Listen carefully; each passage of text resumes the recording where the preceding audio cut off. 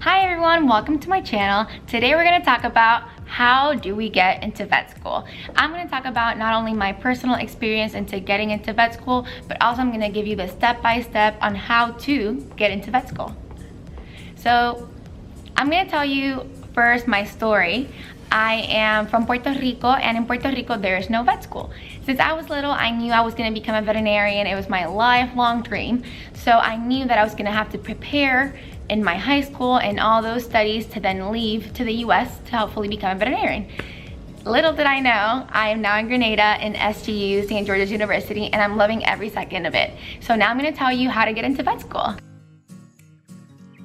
The first thing you need to get into vet school are your classes. You're going to need a high school diploma to get into college, and then do a college, which hopefully you will complete a bachelor's degree. In this bachelor's degree, you should complete a certain amount of classes that are prerequisites for vet school. So what does that even mean? Let's say you are interested in a particular vet school. You should go to their website and check their prerequisites because every vet school is different. So you for sure have to take biology, chemistry, animal science, and classes like that. So make sure you look into your curriculum and take those classes. I, for example, completed a bachelor's in FIU, Florida International University, in biology. And that thankfully fulfilled all of the prerequisites I needed to go into vet school. The most important part about taking those credits, it's not only to complete them, it's also to have good grades. You have to have a good GPA in your high school to get to a good college. Once you're in a good college, you have to get a good GPA to apply to vet school. Students usually apply to vet school with an average of 3.5 and up. It's okay if you don't have that GPA. I'm telling you that that's the average, which is really crazy and competitive considering that there's only 20 schools in the US that are accredited. Like, incredible. So check your states, check where you live, because you probably don't even have one on your state. I know the GRE changes every year and they're constantly like improving it. Basically, it's just a test that tests for your ability to test. Essentially, it's nothing sciencey, it's just how you do in exams. I think the maximum score as of right now is a 340, and schools take anything from 350 and up. It depends on the school. They're all different, so make sure to check your prerequisites. It is very important for you to acquire experiences during your high school and college career that enrich you and that make you a better person and kind of make you reassure that you want to be a veterinarian. So you should do animal experiences, which entail going to shelters, conservancies, you name it. Just anywhere, even if you're cleaning kennels, just getting exposed to the animal lingo and animal behavior and people and all that has to do with just animals. You also need veterinarian experience, which is completely different than animal experience. As an animal experience, you could have been taking care of someone's pet, or I don't know, cleaning someone's stalls in a farm, or you have to just have animal experience. And then the other side of it is veterinarian experience, which means that you have to work at a vet practice and shadow a veterinarian and see what they actually do. In these experiences, you should be able to get exposed to the medical world, and that's important for you to have. Another kind of experience that you should have is research. I know it's not a requisite per se, but it's kind of cool if you do have it. I know a lot of universities really take that into account. I personally did part of research in one of my classes for undergrad, so I put that in there, and I think that looked really good in my application. In terms of my personal experiences, I shadowed a vet since I was little, and I kept shadowing different vets. When I moved to Florida, I kept shadowing different vets, and then I got a job at a vet office, and that's when it all changed, because it's a different dynamic when you work for a vet and when you just volunteer at places. These letters of recommendation you should get from people that are going to speak well about you. And I don't mean your mom or your dad. You have to ask professionals. It is good if you could ask a professor, an advisor, or a veterinarian. I know you need a minimum of 3, a maximum of 5. I personally sent 5. I asked, I think, 2 veterinarians, an advisor, a professor, and I think a boss from one of my jobs. So I encourage y'all to just get creative with that and get people that really can bump you up. For you to submit your application to vet school, you have to submit it through VMCAS. VMCAS is Veterinary Medical College Application Services. This website, you just go to VMCAS, you'll see that you have the connection to apply to all the vet schools that are accredited by the US. So what that means is that you're gonna send one application. You're gonna fill in one whole sheet of whole information and then just select the universities that you want. I personally applied to 13 schools when I applied. 13, which is a freaking lot, and it can get expensive, so my advice to you is to not really apply to so many, I think. You would think that the more you apply to, the greater the chances. I don't know if that's true. I just know that it just works out enough anyway. Just research your universities, see what you really like, and then pick a few. In terms of those universities, I know that some can have their own prerequisites and their own essays to submit.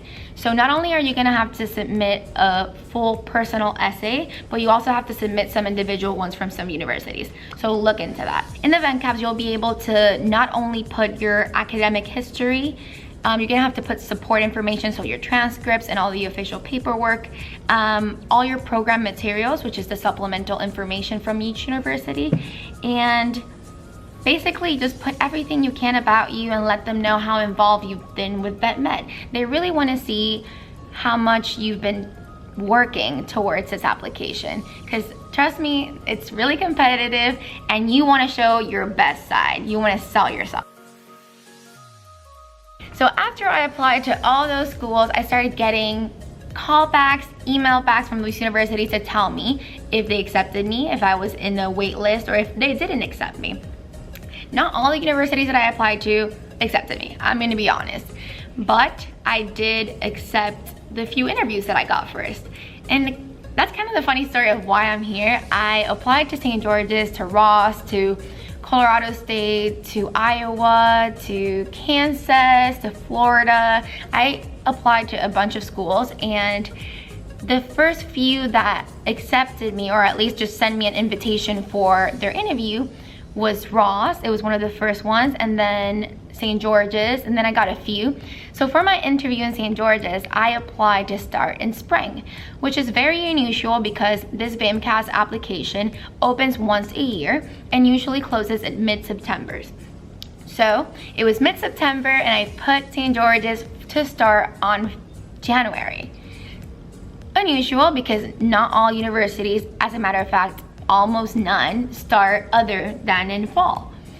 So I put that, I was like, okay, let me just try, put January, and they called me for the interview, which I was thrilled because that's a huge step, getting an interview for vet school. And met the veterinarian, she was amazing.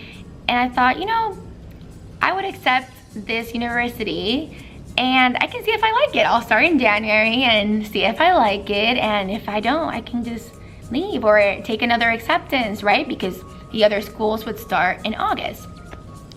So I did. I left in January because I got accepted into SGU, and I got other interviews too, but then I was like, okay, let me just go to SGU and try it out. If I don't like it, I can come back and give it another shot at another university, because I had gotten other invitations too. But I got here and I loved it. I fell in love with this island and with the people, and I thought it would be a great experience for me to not only come to this beautiful island, but also experience 2 vet schools, essentially, because I do my first 3 years in this island, and then my last one I do at another vet school in the US. So to me, that was a once-in-a-lifetime opportunity, and I took it. While I was here in January, I kept getting emails, I kept getting invitations for interviews and all that, and I decided to not go to the rest of them because I was happy here.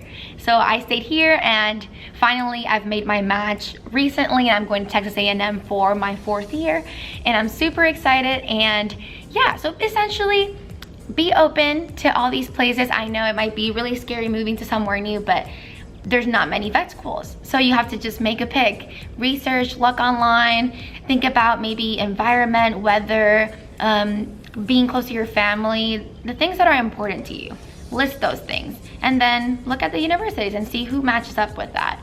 I personally I like going, I don't mind going anywhere, so I took the liberty to embrace a new experience, and I am here. So look at all those things and think for yourself what is important to you. The most important part about applying to vet school, I believe, is knowing why. You need to know why you want to become a veterinarian, because I mean, I know it's gonna sound super cliche, but I've always wanted to be one. I know a lot of my colleagues feel the same way. They just never thought about being anything else, and since they were little, they loved animals, and a lot of people love animals, but what is the difference really between loving animals and wanting to become a veterinarian? So that answer is very personal for everyone. At least me, I knew that from the moment like I saw an animal, I was infatuated. I saw horses and I was like, oh my God, and loved them all. But then the difference was the clinic, the veterinary medicine aspect about it, the clinical. It's completely different than just loving and wanting to save animals. When you want to be a veterinarian, you want so much more. You want to help them, you want to help their owners, you want to make them healthier, you want to correct illnesses, you want to do research, you're completely invested in the welfare and future of species, and all of them really. I know we all have particular taste and we want to work in particular fields, but we all generally love science and medicine, and you really don't have to like biochem and stuff like that, because honestly it's important, but it's not what you do every day. So as long as you love animals in the sense that you want to help them and you want to invest your time into knowing and to acquiring knowledge to save them, then that makes the difference. Also, it helps when you do your interviews and when you talk to other people. Practice that. Think about it. Think about all the reasons why you want to be a veterinarian, because I can name 1,000. So think about it for yourself and use that in your interview, because you can bet yourself that that will be a question. So to conclude, make sure you're doing this for the right reasons. Get your best grades, do all your prerequisites, talk to your mentors, and get good essays for yourself.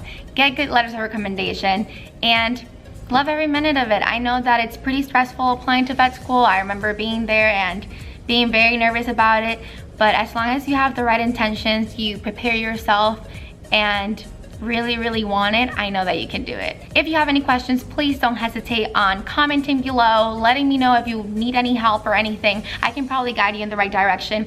This was my path. I don't know if it'll help anyone, but I hope it does. It's not perfect, it's not traditional, but it's been amazing. And only one more year and I'll be Dr. Cuesta. So guys, that is all for today. I hope you guys enjoyed this video and kind of got some information about applying to vet school and how to become a vet essentially. Just know that there's no perfect path. This was just my story. I hope it helped you guys. If you guys have any particular questions, feel free to comment below and I will comment and try to help as much as possible. Like and subscribe, and thank you so much for watching.